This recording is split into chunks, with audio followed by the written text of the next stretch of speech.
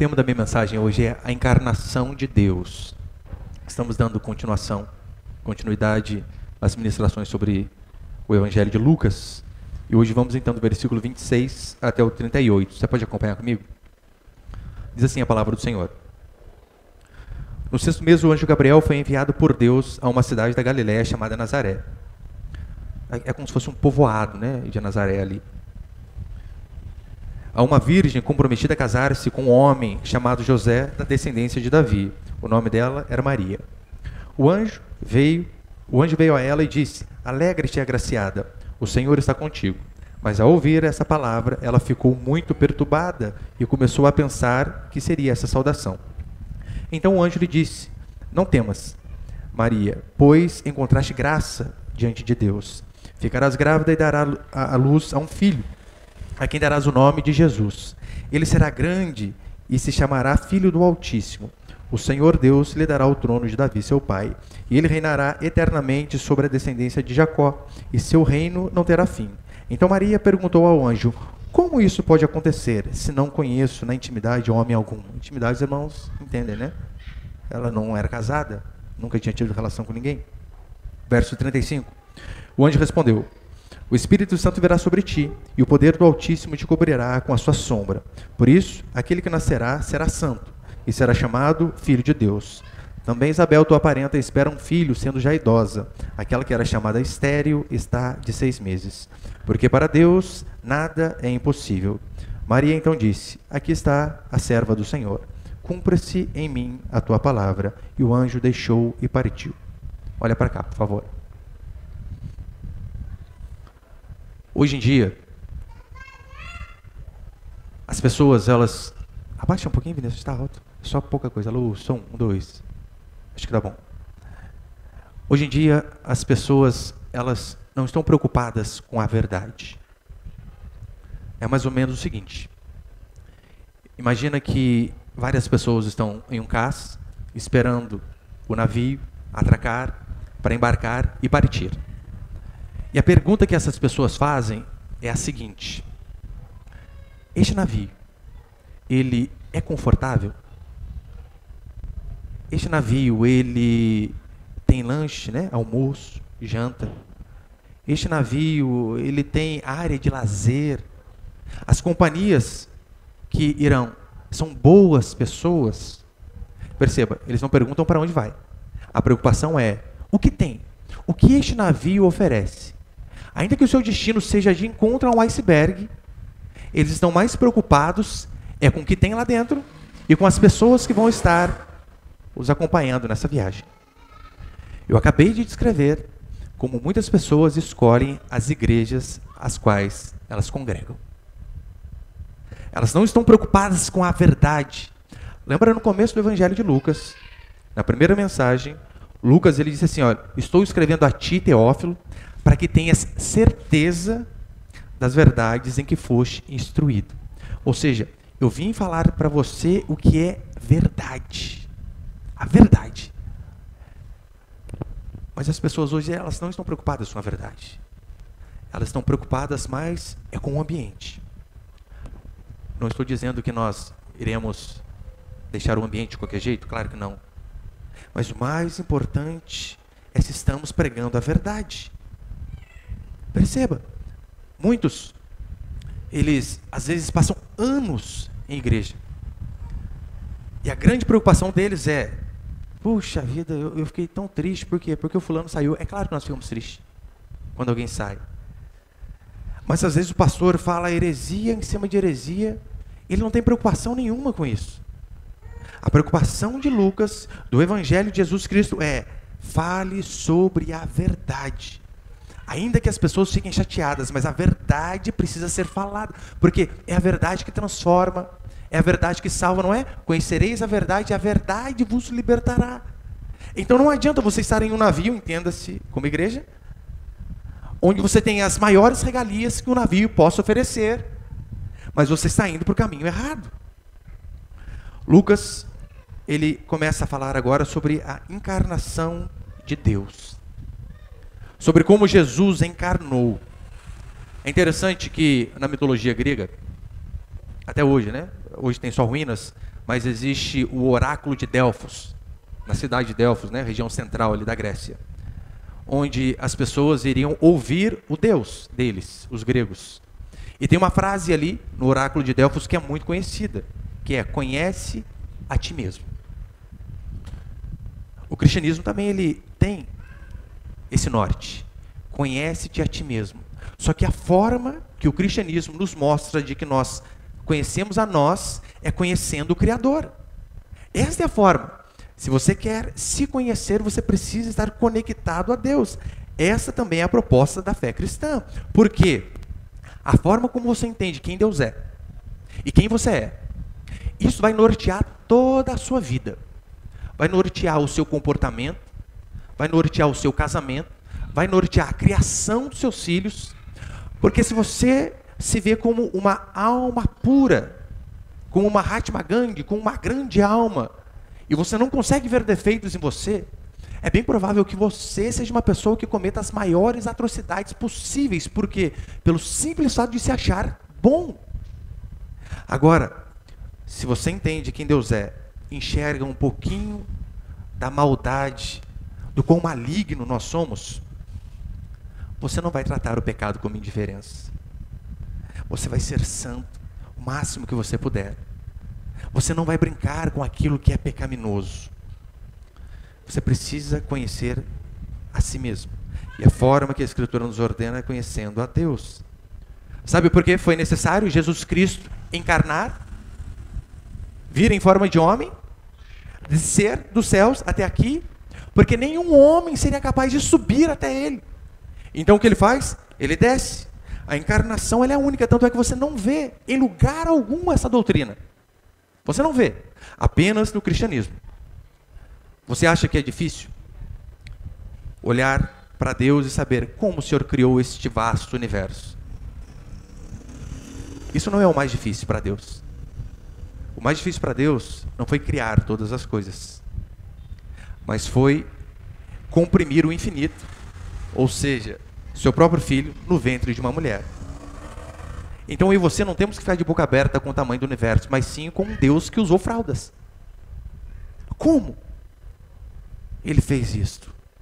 Porque Jesus Cristo tinha que encarnar. E com base nisso eu quero passar alguns princípios aqui. Põe ali o primeiro, por favor. O primeiro é o seguinte: a encarnação é o cumprimento das profecias. O que é encarnação, né?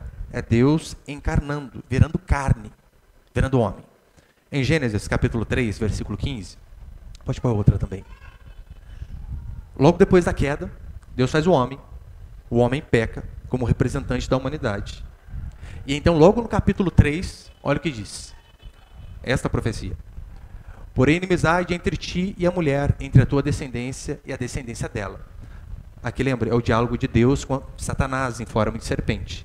E olha o que Deus diz: eu porém inimizade entre ti e a mulher, ou seja, entre o diabo, Satanás e a mulher, entre a tua descendência e a descendência dela. A descendência do diabo é a descendência da mulher. Esta te ferirá a cabeça e tu lhe ferirás o calcanhar. Aqui eu já expliquei para os irmãos nas pregações sobre Apocalipse que aqui está fazendo referência à crucificação. Quando Jesus Cristo foi morto, ali o seu calcanhar estava sendo ferido. Só que quando ele ressuscita, ele está esmagando a cabeça de Satanás. Ou seja, é a vitória sobre a morte. É isso que significa essa profecia aqui. Mas vai além. Isaías capítulo 7, que é uma passagem muito conhecida também, diz assim, a palavra: pois o Senhor mesmo vos dará um sinal. A virgem ficará grávida e dará à luz a um filho, e ele se chamará Emanuel. Isso aqui eu vou explicar mais depois, o contexto dessa profecia. Perceba que a profecia é que uma mulher virgem daria à luz a um filho. E é exatamente o que nós vemos aqui. Por isso que Maria disse: como? Eu não conheço na intimidade homem algum, como assim eu terei um filho? Além disso, a Escritura diz que ele seria chamado filho de Abraão, filho de Davi, que ele viria da tribo de Judá, que o seu reinado não teria fim, fazendo uma alusão clara à sua ressurreição. Vai morrer, mas vai ressurgir. Um dos motivos que eu sou cristão é porque essas profecias todas se cumpriram. Por que eu não sou testemunho de Jeová? Porque eles falharam. Eles previram a volta de Jesus Cristo várias vezes. erraram em todas. O Adventismo foi pelo mesmo caminho. Mormons foi pelo mesmo caminho. Agora, a encarnação é a união da divindade com a humanidade. Mas mesmo assim, Jesus ele continua sendo 100% Deus, mas também continua sendo 100% homem. É por isso que ele pôde salvar a mim e a você. Ele não é como a mitologia grega que tinha um centauro, metade homem e metade cavalo, ou tinham alguns titãs que eram semideuses porque eram filhos de Deus, com filhos de mortais, né? Deus com uma mortal. Jesus ele é completamente homem e completamente Deus. E quando ele diz isto, que ele é Deus, é por isso que as pessoas queriam matá-lo. Tanto é que no Evangelho de João, capítulo 10, diz assim, os fariseus rilhando os dentes, bravos com Cristo, diz assim, não é por obra que te apedrejamos. Ou seja, eles queriam matá-lo apedrejado. E sim por causa da blasfêmia, pois sendo tu homem, te fazes a ti mesmo Deus. E o que Jesus estava dizendo não era assim, olha, eu pareço Deus. Ele estava dizendo, o Deus que vocês creem aí na Torá, no Antigo Testamento, sou eu. Eu sou ele. E por conta disso eles ficavam furiosos. No verso 32, aqui de Lucas, acompanha comigo, por favor.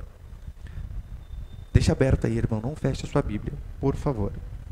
Lucas 1:32. Ele será grande e se chamará Filho do Altíssimo.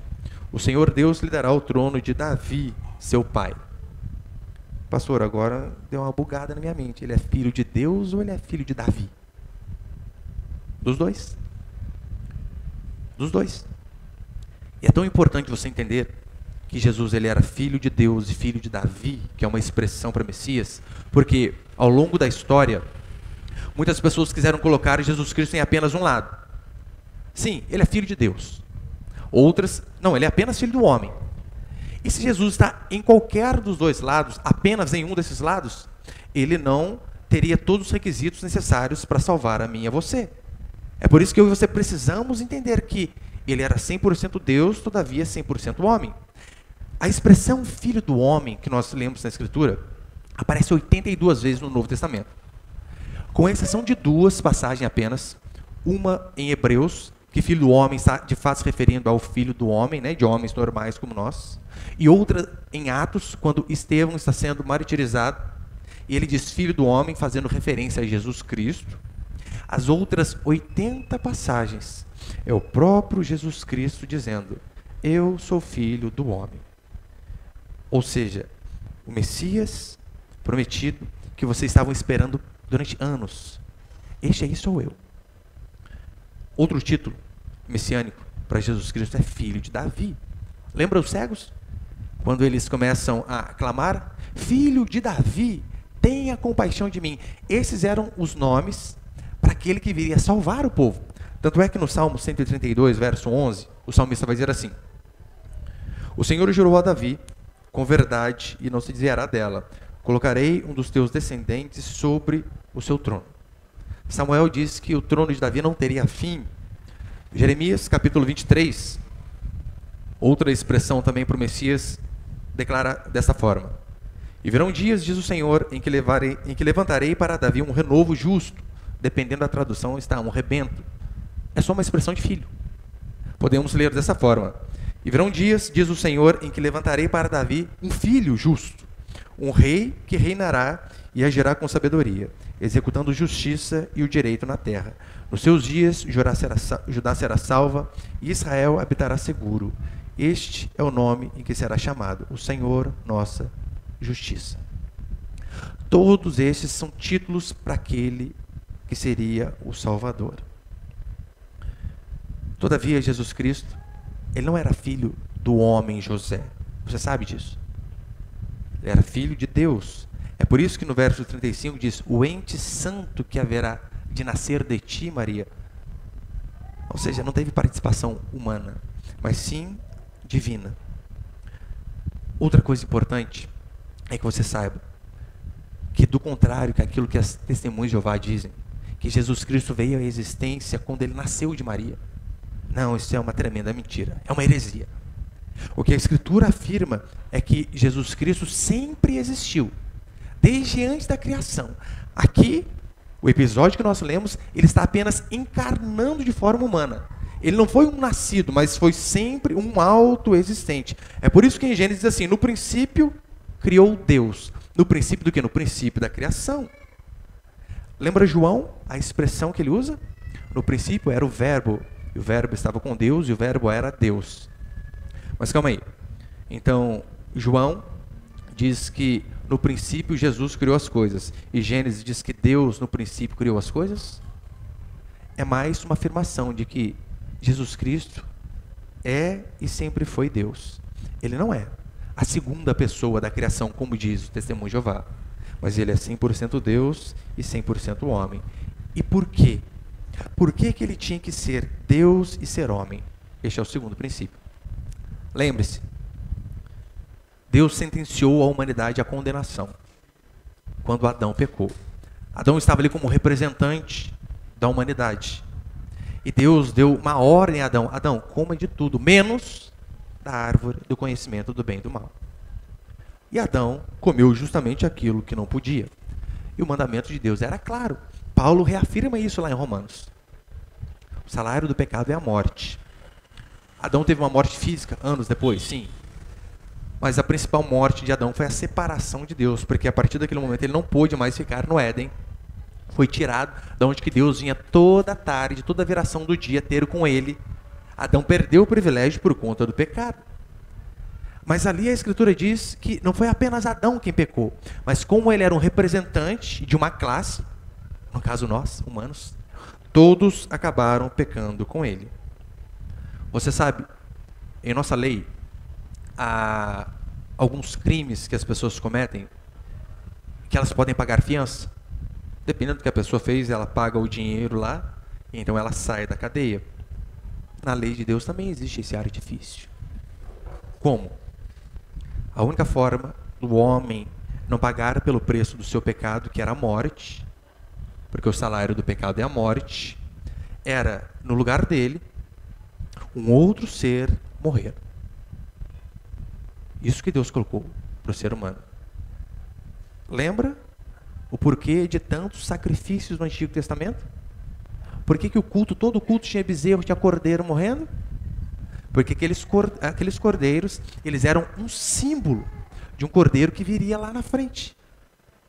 Então, quando alguém pecava, a forma temporária de Deus ter a sua ira apaziguada, é isso que diz a Escritura, que a ira de Deus precisava ser aplacada, apaziguada. E a forma era o que? A pessoa pecava, para ela não morrer, ela simbolicamente trazia um cordeiro, colocava a mão ali sobre a cabeça dele, para que de forma simbólica os pecados daquela pessoa fossem transmitidos por cordeiro que não cometeu pecado algum, e sim o homem.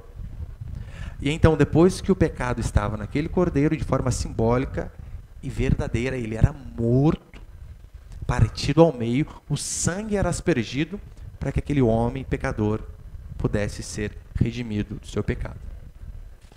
Só que aqueles animais eram apenas símbolos, é o que vai dizer Hebreus, apenas sombra daquilo que haveria de vir. Por que no Novo Testamento nós não temos cordeiros morrendo no culto? Porque quando Jesus Cristo saiu do Jordão, João Batista aponta para ele e diz: este é o cordeiro que tira o pecado do mundo. Em Romanos capítulo 3, verso 25, Paulo vai dizer assim: a quem Deus propôs no seu sangue como propiciação, mediante a fé, para manifestar a sua justiça. O que é a propiciação? É tornar alguém favorável, alguém propício. E Paulo está falando que é a respeito de Jesus Cristo, ou seja, a quem Deus propôs em Jesus Cristo, no sangue dele, a quem Deus propôs no seu sangue como propiciação, mediante a fé, para manifestar a justiça, por ter Deus, na sua tolerância, deixado impunes os pecados anteriormente cometidos. Aqueles pecados cometidos pelas pessoas do Antigo Testamento, eles foram pagos de forma parcial, de forma simbólica. O que Paulo diz, e o que o Novo Testamento vai afirmar, é que Jesus Cristo, sim, foi cordeiro para pagar a nossa dívida de uma forma definitiva. Ele foi o cumprimento de todos aqueles símbolos. Agora, se Deus não se tornasse gente, jamais haveria um ser humano que pisou aqui nessa terra que poderia pagar o preço do meu e do seu pecado. Não haveria. Por isso Jesus Cristo teve que descer. Em Apocalipse, que nós estamos pregando nas quartas, chegaremos à parte onde João tem uma visão do pergaminho com selos, com livro, com 7 selos, e ele diz: quem é digno de abrir o livro? E as pessoas ficam apavoradas, mas ninguém é digno. Até que ele ouve: o Cordeiro. Ele é digno de abrir o livro. É por este motivo que Jesus Cristo precisou encarnar, se transformar em homem, para que pudesse ter alguém, a nossa imagem e semelhança, da nossa mesma natureza, de carne e osso, pagando o preço pelo nosso pecado. E Jesus Cristo, todos os anos que ele viveu aqui, seus aproximados 33 anos, ele passou por todos os problemas que nós passamos. Ele foi tentado, ele teve fome, as pessoas xingavam. Hebreus capítulo 2 vai dizer que ele foi tentado em todas as coisas, todavia sem pecado. É o que Pedro diz a respeito dele. Eu andei com este homem 3 anos, eu nunca o vi pecando. Por este motivo ele pode fazer a propiciação, ele pode fazer com que Deus se torne propício a mim e a você. Só há um caminho para a salvação. A Escritura diz que você precisa cumprir toda a lei, sem exceção. Você não pode errar em apenas isto daqui. Se você pegar os mandamentos e obedecer a todos, você vai provar que você é inocente. Mas você sabe que não é. Eu não sou, ninguém é. Se você cometeu apenas um pecado, meu irmão, durante toda a sua vida, vamos ser bem benignos, né? Apenas um. O que o apóstolo Tiago diz a mim e a você é que aquele que comete um pecado é réu de toda a lei. Então você não consegue cumprir esses critérios que a Escritura determina. Crer na encarnação do Verbo é acreditar que Jesus Cristo, apenas Ele, cumpriu todas as ordenanças do Senhor. E por Ele cumprir, Ele sim pode justificar a mim e a você. A encarnação, então, é o anúncio da falência humana, de que Deus teve que descer do céu para salvar seres humanos, porque nenhum homem teria o poder de subir até o Senhor. Eu sei que você ouve por aí que religiões são todas iguais. Mentira. Isso é frase de para-choque de caminhão. Todos os caminhos levam a Roma. Podem levar a Roma. Ao céu, não. Todas as religiões, elas mostram como você chega a Deus. O cristianismo, ele vai na contramão. Ele é o único que mostra como que Deus chega até nós. Eu não estou dizendo que as religiões que existem têm maus mandamentos. Algumas têm bons mandamentos. Tirando, claro, né, o Islã, que ora para que os judeus morram. Mas as religiões, elas têm em si bons mandamentos. É como se fosse o seguinte. Pela milésima vez eu vou dar essa ilustração. Você cai num poço muito profundo. Se quebra todo lá embaixo. Mão, braço, antebraço, fratura exposta, fermo, todo quebrado. Então as religiões de cima desse poço, elas começam a lançar cordas para você, em forma de mandamentos, dizendo: obedeça e você sairá do buraco. Seja um bom marido, seja uma boa esposa, honre pai e mãe, não adultere, não pense impuro. Mandamentos que a Escritura tem. Então, essas religiões, elas lançam a corda, e a corda é boa, é verdadeira. Só que o problema não está na corda, o problema está em mim.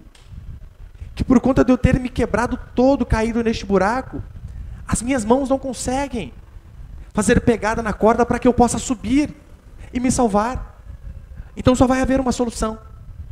Como eu não consigo sair do buraco, é necessário que alguém desça, me ponha no ombro e suba novamente. Esta é a diferença básica do cristianismo para todas as outras. Ele joga a corda sabendo que você é incapaz de segurar a corda. E então, o Deus do céu, encarnado em Jesus Cristo, desce até onde nós estávamos.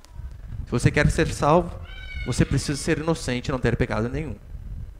Se você não cumpre esse requisito, só há uma outra possibilidade. Encontre alguém digno de pagar a sua conta. É por isso que eu sou cristão. Porque todas as outras religiões mostram como você chegar a Deus e como ser uma boa pessoa. O cristianismo não.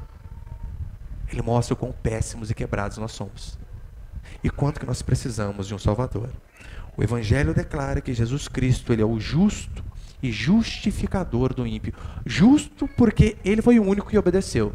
Justificador porque ele, sendo obediente, ele pode sim acreditar a sua justiça a nós, seres humanos pecadores.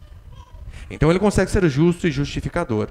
Por meio de um, lá em Gênesis, todos morreram. Mas por meio de outro, Jesus Cristo, diz que todos aqueles que creem nele podem ter vida eterna. Sabe por que eu sei que homens podem chegar a Deus? Porque eu sei que hoje há um homem junto de Deus. E assim como este homem está lá, e Jesus Cristo, que era Deus e homem, assim nós também um dia estaremos. É interessante que o nome Jesus Cristo significa a salvação vem de Deus. E era um nome absolutamente comum dessa época. Assim como um nome bem comum hoje, Rafael é um nome comum, né? Tudo que é lá tem Rafael. João, José. Jesus era um nome comum, é uma versão de Josué. Várias pessoas tinham esse nome.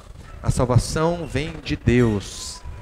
E então nós vemos em Mateus, quando a Escritura diz que ele virá, se chamará Emanuel, e ele salvará o povo dos seus pecados.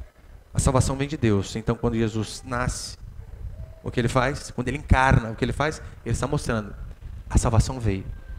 E a salvação sou eu. Terceiro, põe ele por favor. A encarnação é o anúncio de que Deus está conosco. Coloca o texto de Isaías de novo, por favor, Vinícius. Aquela profecia de Isaías, capítulo 7, que diz, né? Pois o Senhor mesmo vos dará um sinal. A virgem ficará grávida e dará à luz a um filho, e ele se chamará Emanuel, Deus conosco. Qual era o contexto aqui dessa profecia? Israel passou por uma guerra civil. Lembra as 12 tribos? Houve uma guerra civil entre elas. E então Israel se dividiu, não exatamente ao meio, porque ficaram 10 tribos ao norte, conhecido como o reino de Israel, e 2 tribos ao sul, conhecido como o reino de Judá, composta apenas por Judá e Benjamim. Houve um racha ali no povo de Deus. Lembrando, a promessa era que o Messias viria da tribo de Judá, da onde tinha apenas 2, contra 10.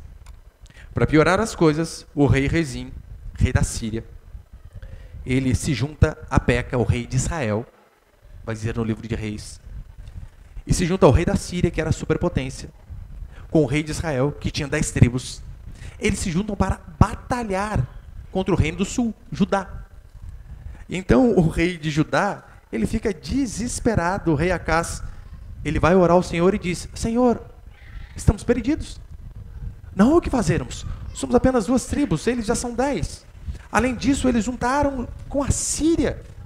Seremos massacrados. Neste contexto, Deus diz, Acás, eu vou pelejar por vocês. Eu vou destruí-los. E a prova disso, eu vou deixar, peça um sinal. Acás poderia fazer como Josué, né? Senhor, dá uma paradinha no globo terrestre. Ele não faz. Acás diz, Senhor, eu não sou digno de pedir. Não sou. Deus ainda fica alegre com essa atitude dele. E diz assim, Acás, já que você não pediu um sinal, eu mesmo darei um sinal. A virgem conceberá. Este é o contexto. Eu sei que você pode pensar, pastor, o que tem a ver? O cara está indo para a guerra e Deus falando de maternidade. O contexto era lá para mostrar que aquilo que é impossível ao ser humano natural por sua força, Deus pode. Ainda que os inimigos sejam grandes, se a nossa esperança está no Senhor, a certeza que eu e você podemos ter é que a nossa batalha não será perdida. Que Ele sim é quem vencerá por nós. O nascimento de Jesus Cristo é o anúncio da vitória do povo de Deus. Este é o significado do milagre. E a declaração de que não importa o tamanho dos inimigos que nós viemos a enfrentar neste mundo, nós sairemos vencedores. Pode não ser vencedor da maneira que você queria vencer. Porque o que é ser vencedor para muitos? É você ser conhecido nacionalmente ou até internacionalmente. Como eu vi essa semana, um jornalista brasileiro, autônomo, e canal no YouTube foi retweetado pelo presidente dos Estados Unidos, coisa que jornalista renomado nunca foi. Para muitos isso é um símbolo da vitória, tanto é que teve um comentário que eu li que a moça escreveu assim: zerou a vida, pode morrer. Ou seja, chegou no ápice. Para muitos isso é vitória. Mas talvez a vitória não seja do jeito que nós queremos. Lembra quando a Escritura diz que Deus é aquele que nos conduz em triunfo? As pessoas leem essa passagem e pensam da seguinte maneira: é isso. Se eu servir a Deus, eu vou sempre andar triunfante. Porque o Senhor vai me conduzir e aqueles aonde eu passar vão se dobrar diante de mim. Terão que prestar reverência, continência à minha pessoa, porque Deus é que conduz em triunfo. Não é este o contexto. Sabe qual é o contexto dessa passagem? Quando havia uma guerra entre duas nações. E então, gregos e troianos, para você lembrar, por exemplo. E os gregos venciam os troianos. Uma das maneiras de você humilhar ainda mais o derrotado era você vir com aqueles que sobreviveram, mulheres, crianças e alguns homens, presos, algemados, e você entrar na cidade com essas pessoas que você venceu. Esse é o sentido de conduzir em triunfo. Ser conduzido como escravo. Escravo. Não é senhor. É ser conduzido como escravo. E às vezes o nosso triunfo aqui na terra vai ser este. Vai ser o triunfo de ser a escória do mundo. Que Deus nos dê a graça de, quem sabe, terminar como Davi, conhecido nacionalmente. Jeremias foi fiel e foi um pária para sua nação. Pregou durante anos, durante toda uma vida. Ninguém se converteu. Mas também terminou em triunfo. Por que, Emanuel? Para mostrar que Deus sempre estaria com o seu povo. O último versículo de Mateus 28, 20, termina de uma forma que nos dá muito consolo. Muito. Termina dizendo assim: Jesus Cristo, eis que estou convosco todos os dias, até a consumação dos séculos. Eu já falei para os irmãos, né? O dia que eu casei, mais de uma década, minha esposa prometeu: vou estar contigo todos os dias. Eu creio que ela vai cumprir essa promessa. Mas eu sei que um dia ou eu ou ela morreremos. Meus filhos um dia vão sair de casa. Mas quando eu leio Mateus, como ele termina, eu tenho a certeza de que, ainda que todos me deixem, o Senhor estará comigo todos os dias. Não importa se fizer sol ou chuva. Não importa se eu tiver com dinheiro quebrado, de carro ou a pé. Ele vai estar comigo, com você, todos os dias. Essa é a diferença, para encerrar, do cristianismo. Fazer uma comparação, já estava usando a mitologia grega. A mitologia grega tem um mito onde diz que Zeus, ele que é o supremo deus do Olimpo, ele está lá, né, um dos deuses chefes, juntamente com seus irmãos. Só que o Deus do céu está acima de tudo, então manda mais, né? Manda mais que Poseidon no mar, manda mais que Hades no inferno. Então Zeus, ele está lá no Olimpo, e de repente ele vê um homem muito bonito, chamado Ganimedes.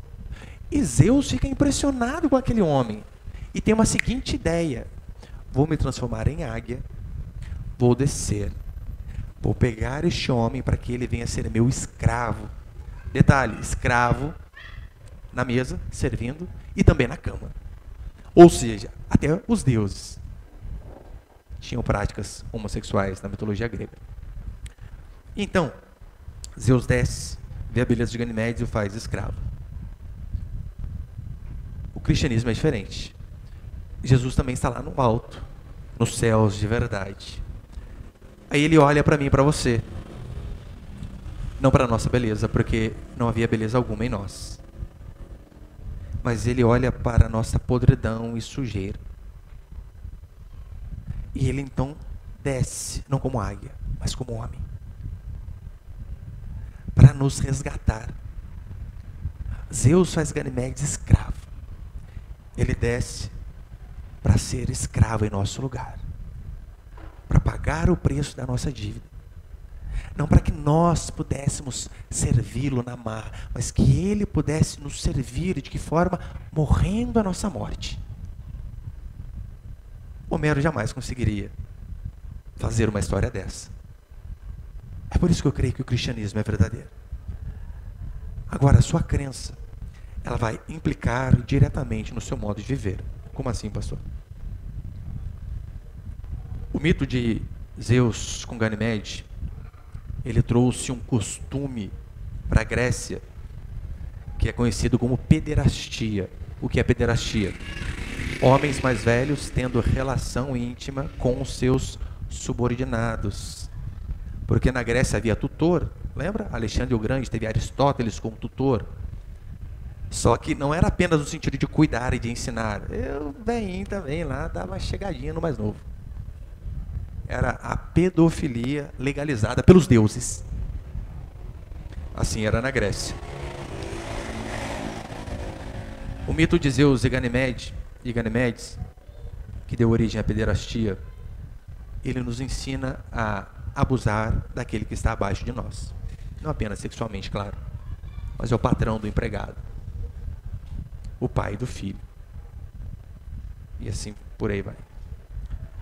Agora, quando nós cremos que Deus se fez homem se entregando por nós, e essa é a nossa crença, isto também vai implicar em alguma mudança da nossa atitude.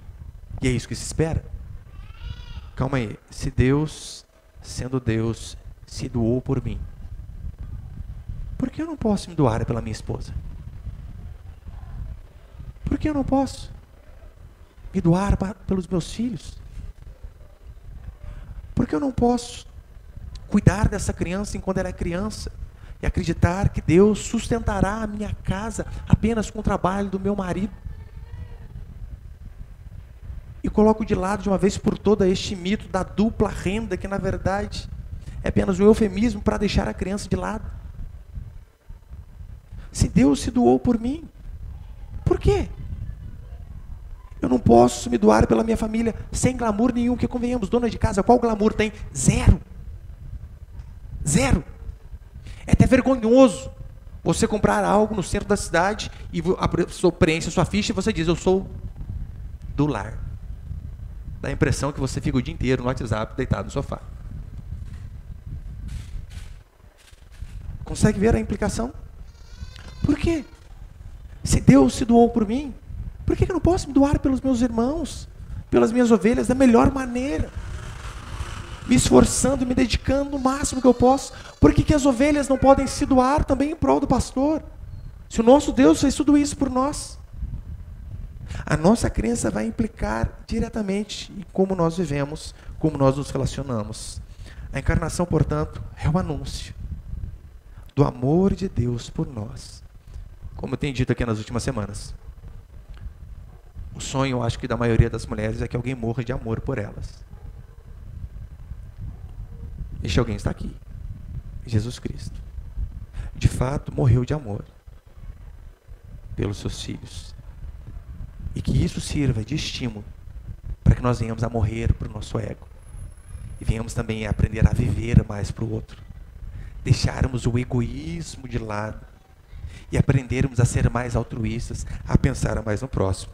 Portanto, quando você for tentado a achar que você é um sozinho, uma sozinha, uma solitária, eu não casei, eu não fiz nada, ninguém me quer. Lembre-se de que o nome do nosso Deus é Emanuel. Porque, ainda que todos possam nos abandonar, assim como Paulo foi abandonado, eu e você podemos sim, com a cabeça erguida, dizer, o meu Deus é comigo e jamais me abandonará. Amém, meus irmãos?